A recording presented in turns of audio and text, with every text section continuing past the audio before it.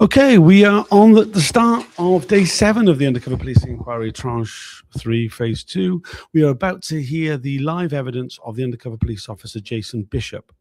Jason Bishop was a undercover special demonstration squad officer who infiltrated the anarchist movement in London, Reclaim the Streets, Earth First, Disarm DSEi, anti-arms trade stuff. He was, according to the chair of the inquiry, Sir John Mitting, his deployment was unremarkable. This led to him only being booked in for 1 day of evidence, which was today.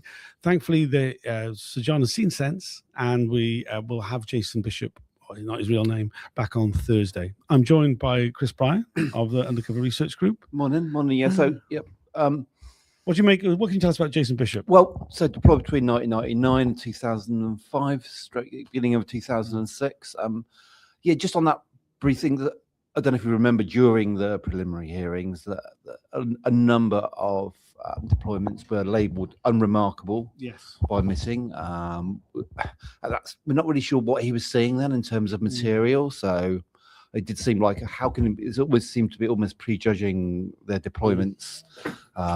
Even back then, before the evidence was actually heard, which seemed a bit odd to us at the time. But anyway, yeah, so Bishop, I think he's first remembered from, I think it's this Land is Ours protest, commemorating the 350th anniversary of the Diggers. Yes. Stanley and all that. Yeah. So after that... When Adam delved and Eve span, who was then the gentleman? Very, very good, Tom. Stand up now. Sorry, carry on. But I mean, I sort of associate him most with the Disarm DSEi protests. Yes. But I was involved with from outside of London. I was 2001 sort of Wombles related and other than the blockades, I think either 2003, 2005, because DSEi's the arms trade exhibitions once every 2 years. Obviously, people actually based in London, the mobilisation never stops. So, like the 1 year you're actually at the protest, next year you're starting to mobilise for the next. And then he was also involved to reclaim the streets and Earth First as well. I think that's the main three. Yeah, I mean, apparently he was at the G8 in Gleneagles in Scotland.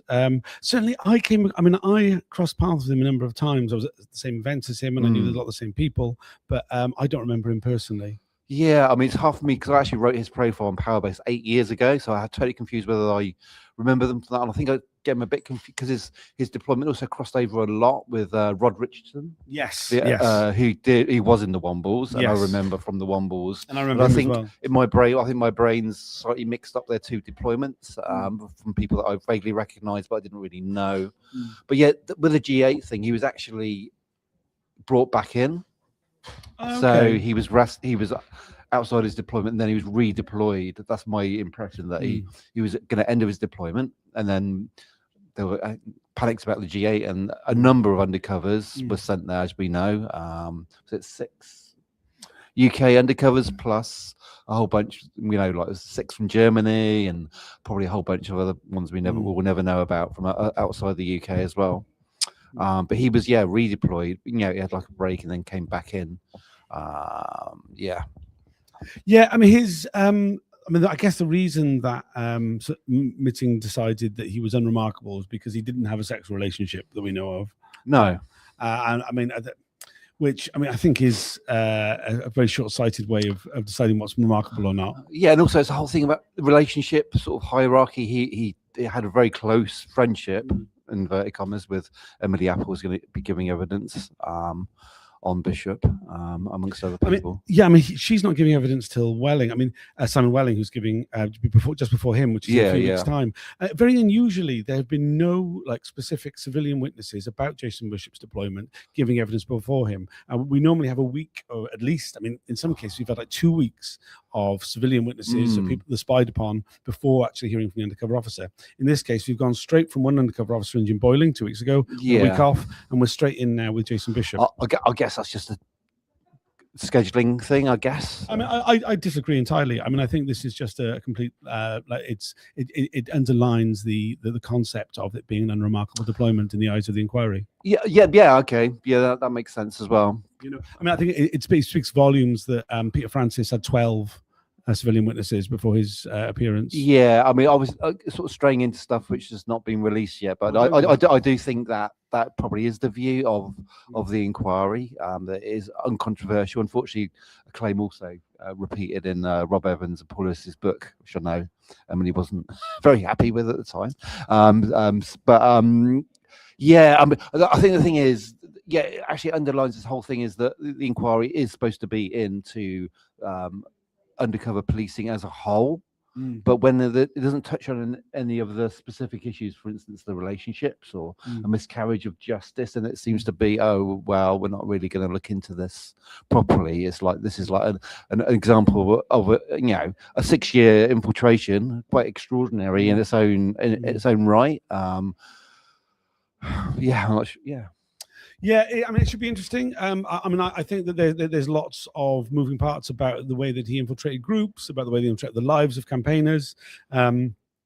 Just to say, there are no extra specific reporting restriction orders in place for today's hearing. As those of you who follow these hearings closely will know that in the previous set of hearings, I got in a bit of trouble about reporting restriction orders. He will be joining remotely. We won't be able to see his face. There will be a video, but the video will just be audio only. Frustratingly, that means you won't be able to see the documents as they're called up. It'll just be a blanket screen with no further information. I don't see why the inquiry tech team can't point their cameras at other things rather than his face for the duration of his evidence, and allow the documents to be seen in order, as would be the case when someone does appear on screen. It's very frustrating and a limitation, I would say, of the inquiry. Just to say, I mean, as ever with these short videos before the start of the hearings, only about 5 people are watching, but if you are able to like and share this video, it really helps. Throughout the day, I'll be posting on X with exactly what's happening in the hearing room. If you're able to share those or join in, I mean, you can listen along on the inquiry's broadcast and engage with the hearing and make comments about it. Use the hashtag SpyCops and sort of increase the visibility of this particular. Just one thing I did want to add, although we're not allowed to see his face, there are actually loads of images of him out in the public domain.